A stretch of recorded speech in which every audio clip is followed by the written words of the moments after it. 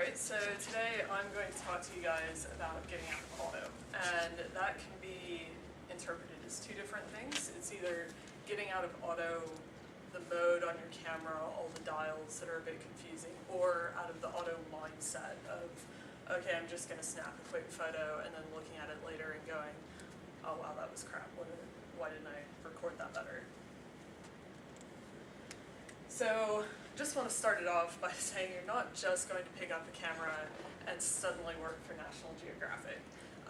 As you can tell, that is Mitre Peak in Milford Sound. I don't know how that's not obvious to everyone else. This is a photo that I took in 2008 on a 3-month trip to New Zealand where I took 3 months of fairly average photos because I had no idea what I was doing. And this was actually the photo that spurred me to want to take more photos and learn what I was doing, because actually that's the moon, these are beautiful stars, there's a reflection down there, none of that's actually visible. So my goal is eventually to get back there and take this shot, but take a real shot, take one that I can put into a presentation and say, how cool is this? Once you learn the basics, could work for National Geographic. This is actually a photo that I had featured in National Geographic a couple years ago. So I actually took this photo in 2011 and I started seriously taking photos in 2009. So it took a couple years of learning, lots of misses, more than hits, but you know, it can happen. So having a good camera with all its fancy settings doesn't make you a good photographer. There's so many people that say, what gear do you shoot with? Oh, that's such a good camera. And I'm like, oh, you cooked such a great pie. What sort of oven do you have?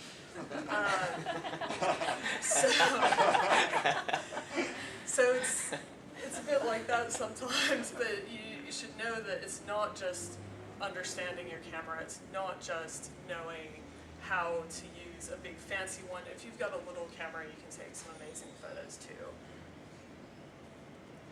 So rather than going through some settings to begin with, I'm going to go through the general mindset of photography. So there's a few basic rules that a lot of photographers follow. There are times where a lot of these rules are broken, but it's good to, when you're learning, to start going through these and trying to apply them to your photos just to see what a difference it makes.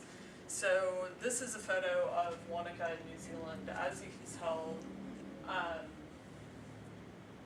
it does follow the rule of thirds. The rule of thirds is that you put everything on a line a third of the way through the image. So you have the box that goes down those lines. So you never have a subject that you put straight in the center of the photo, because the eye doesn't tend to look there. The eye always wants to look for something on these lines. Can't explain to you why, but that's just how it works. And the other thing is that you want to make sure that your photo has balance, that you're not telling somebody to look at a photo where there's no specific focal point, like this one. Why isn't it working?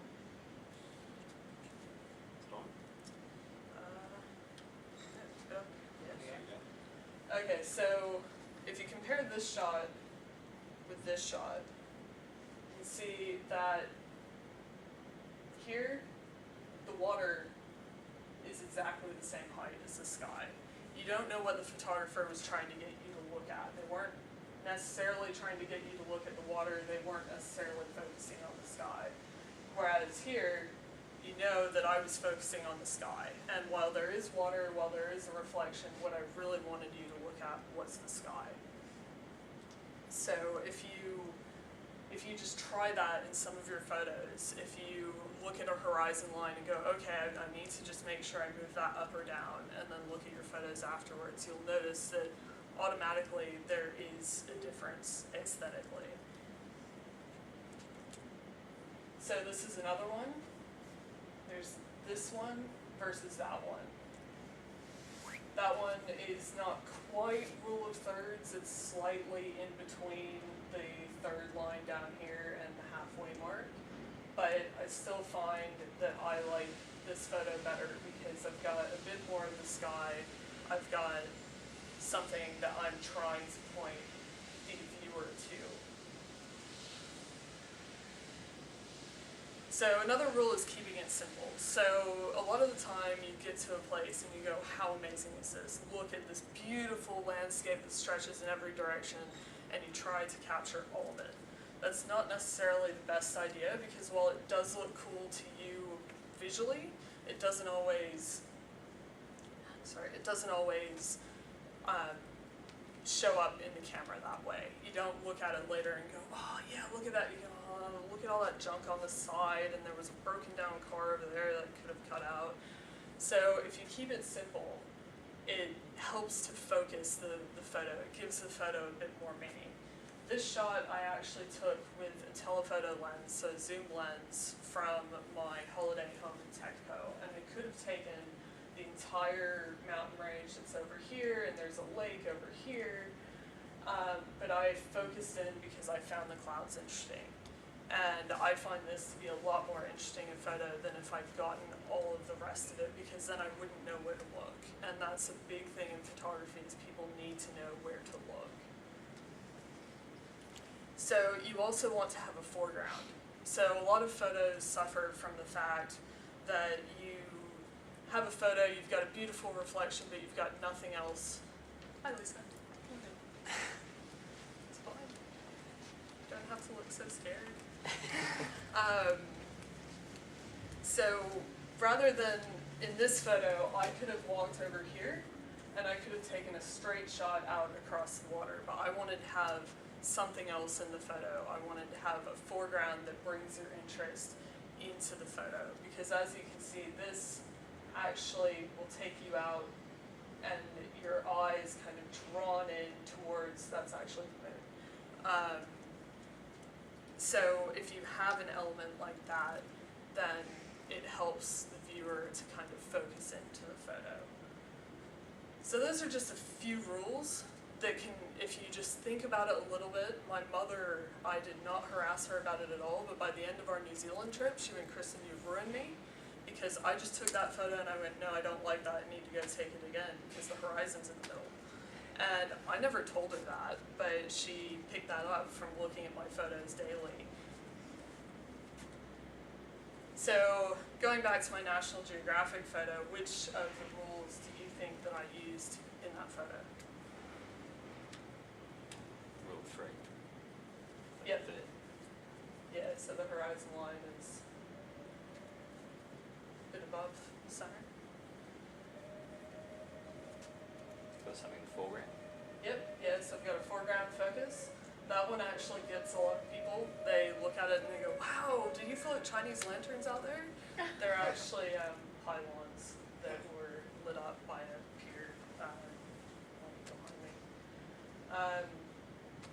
Yeah, so, and the other thing that I could apply, the other rule too, is I didn't try to capture the whole bridge.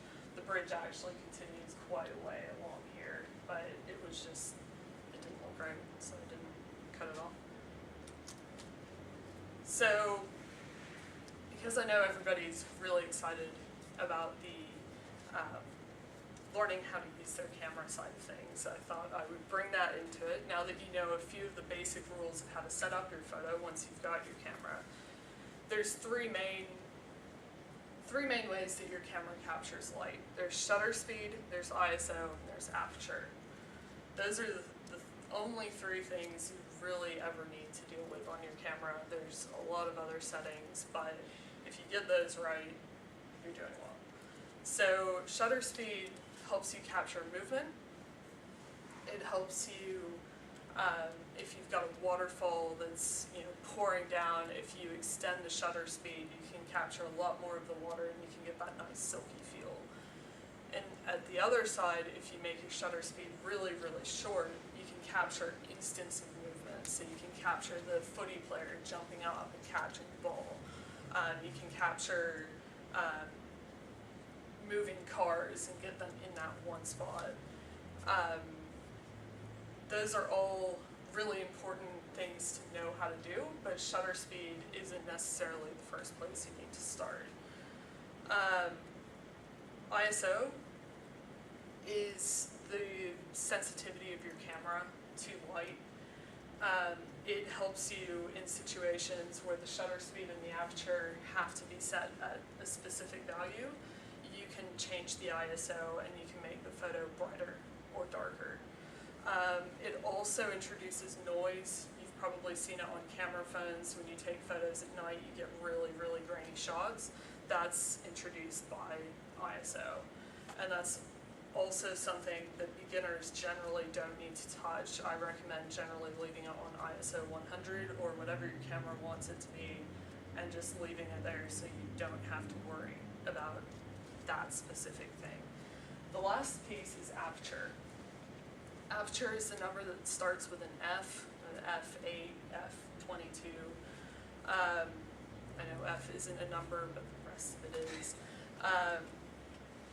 So aperture is where most people start, and that's where I recommend that you start when you're playing with your camera. So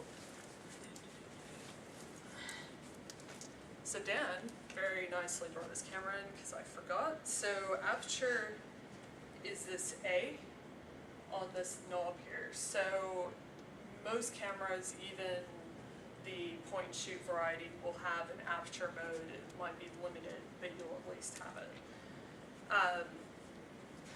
That mode will let you change essentially what is the blur in the photo. So if you have, say, a birthday party and a cupcake, and you want the cupcake to be in focus and you want your daughter in the background really excited about the cupcake, but you want her to be blurry, you want it to be really artsy, that's where aperture comes in. So if you shoot that on, I forgot to switch slides. So this is aperture priority. So same as the cupcake example, this was a model. I focused on the tip of her finger. This is in focus. The rest of her obviously is not, but it makes for an interesting photo because if all of it was in focus, you wouldn't know where to look because her hand's there, her face is there. Whereas this photo, you've got a lot more definition of that is the goal of the photo, is the hand.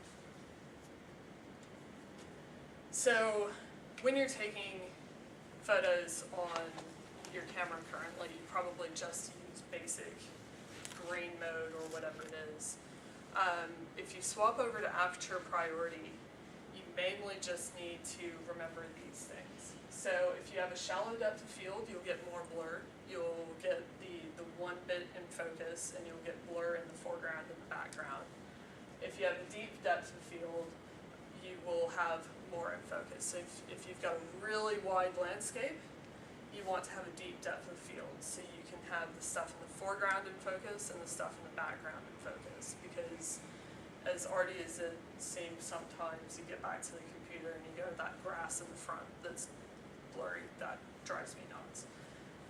So by shallow depth of field, I mean a small number. So your lens will have,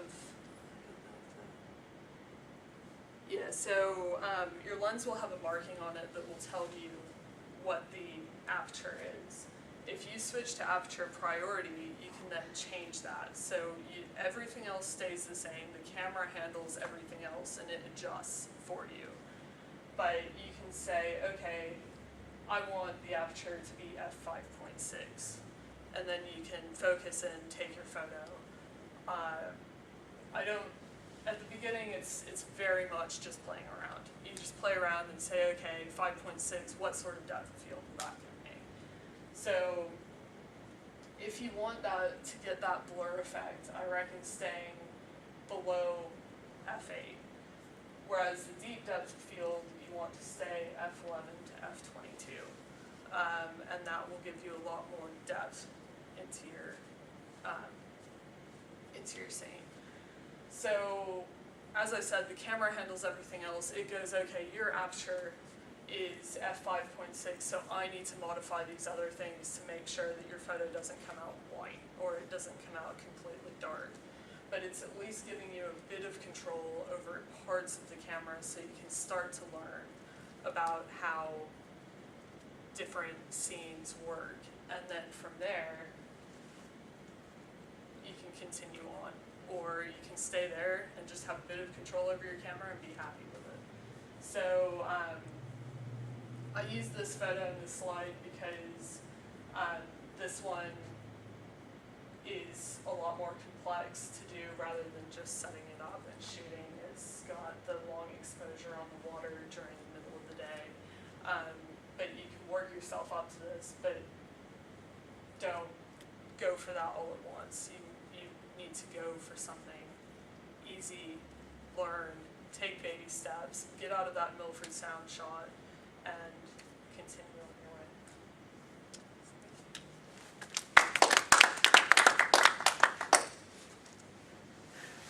Nice one. Okay. That was awesome. Not too over your heads. Explain it reasonably well. Yeah, that's good. Yeah. Very clear. Yeah. Cool. So a question before, but I forgot what it was. That camera have a high aperture.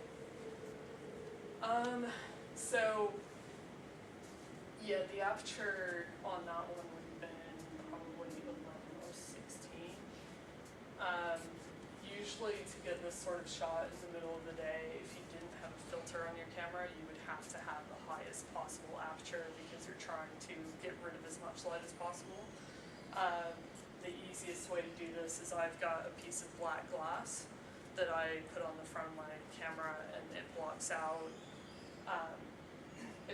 enough light that I can do like 2-second shots in the middle of the day. So, but yeah. Otherwise it goes white. Yeah.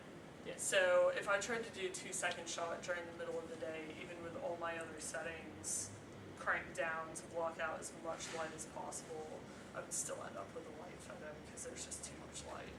Especially in New Zealand, it's just too bright. So Is that like a UV filter? it's called a neutral density filter. So yeah, it's the UV filter is a clear piece of glass. This one I can bring it in. I just totally blanked and read my bike and forgot to bring anything in. It's actually black.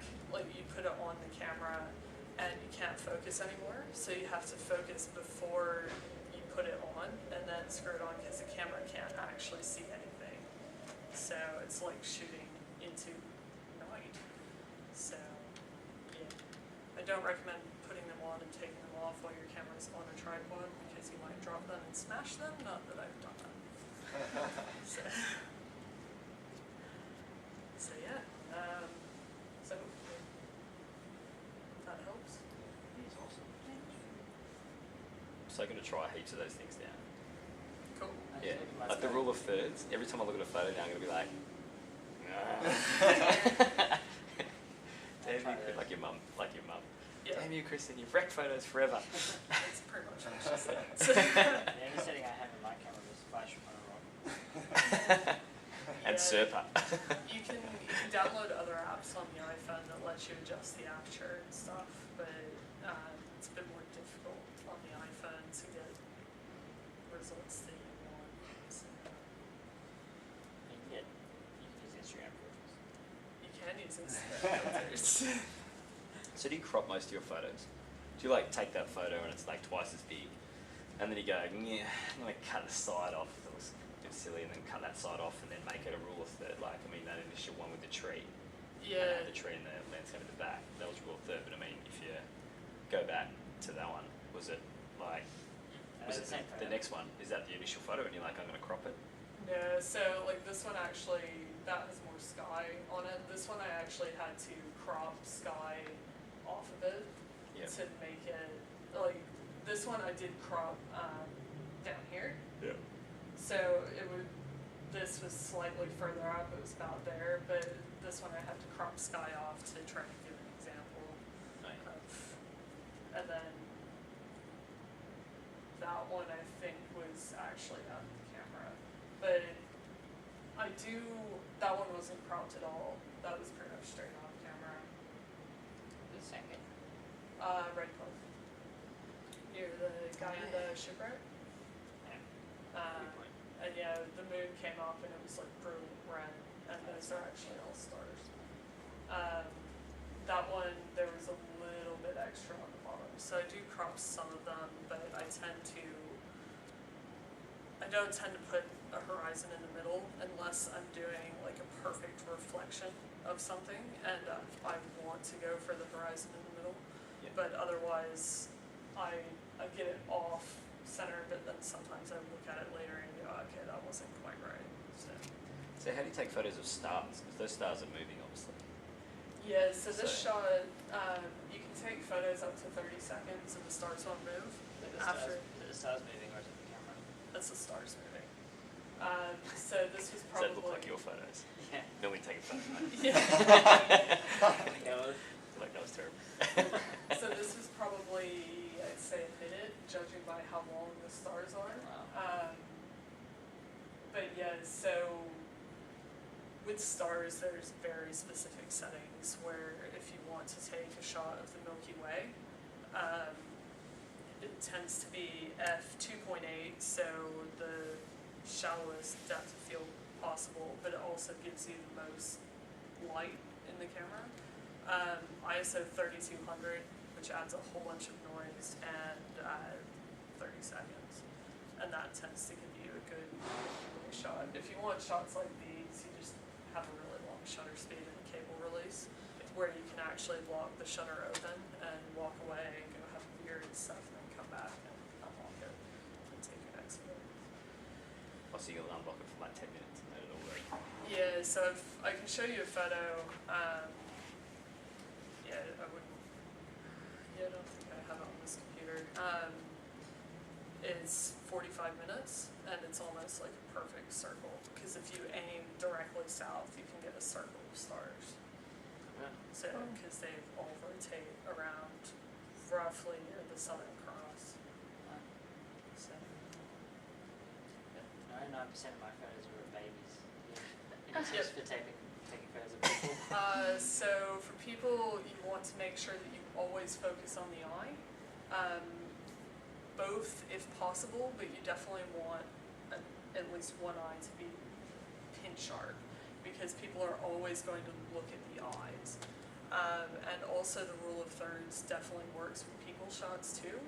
If you can get, say, have a photo and have a baby on this side and have them looking into the photo, that works pretty well. But also if you put one of the eyes on one of the, if you divide it up and you put one of the eyes here, then that creates quite a good image as well. So you always take the person off center. So when you take a photo, if I'm taking a photo, you So if you're taking a photo of me, it depends what else, but it would probably still look better if I was off to the side, but you also want to take a photo of me sideways. Never take photos of people straight on because they hate it, because it just makes you look wider. This is much better, kind of not like angry shoulders, but just have one shoulder out, and yeah, it just creates a much better image that they're much more likely to be happy with. Hard to get a kid to do that though. It is. You've yeah. got to move. Kids are generally less concerned about whether they look chubby. So.